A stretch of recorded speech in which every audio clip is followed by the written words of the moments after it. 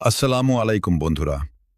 আজকের ভিডিওতে আমরা জানব এমন এক মহান আল্লাহর অলির জীবনী যার নাম শুনলেই হৃদয় ভরে যায় ভালোবাসায়। তিনি হলেন হজরত ওয়ারিশ আলী শাহ রহমতুল্লাহি আলাইহ, যিনি ওয়ারিশ পাক নামে সারা বিশ্বে পরিচিত। হজরত ওয়ারিশ পাক রহমতুল্লাহি আলাইহ 1817 খ্রিস্টাব্দে ভারতের উত্তরপ্রদেশের বারাবাঙ্কি জেলার দেওয়া শরীফ নামক স্থানে জন্মগ্রহণ করেন। ছোটবেলাতেই তিনি পিতামাতাকে হারান, কিন্তু আল্লাহ তাআলা তাকে বিশেষ রহমতে লালন পালন করেন।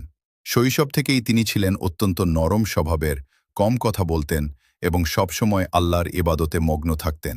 খুব অল্প বয়স থেকেই ওয়ারিশ পাক রহিমাহুল্লাহ দুনিয়ার মোহ ত্যাগ করে আল্লাহর প্রেমে ডুবে যান। তিনি ছিলেন চিশতিয়া তরিকার একজন মহান পীর এবং ওয়ারিসিয়া সিলসিলার প্রতিষ্ঠাতা। তিনি সবসময় বলতেন, ভালোবাসা দিয়েই আল্লাহকে পাওয়া যায়। তার জীবনের প্রতিটি মুহূর্ত ছিল আল্লাহর ইবাদত, জিকির এবং মানুষের সেবায় নিবেদিত।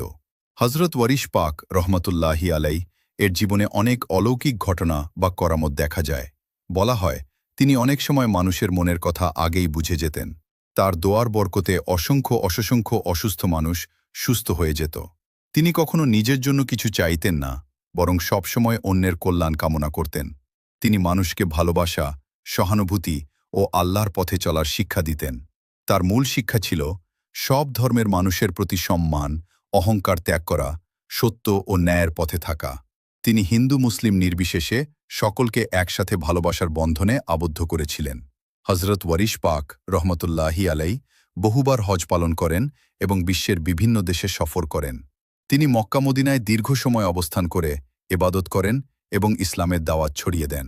1905 খ্রিস্টাব্দে তিনি এই দুনিয়া থেকে ইন্তেকাল করেন। তার মাজার শরীফ ভারতের দেওয়া শরীফে অবস্থিত, যেখানে প্রতি বছর হাজার হাজার মানুষ জিয়ারত করতে আসেন। বন্ধুরা, হজরত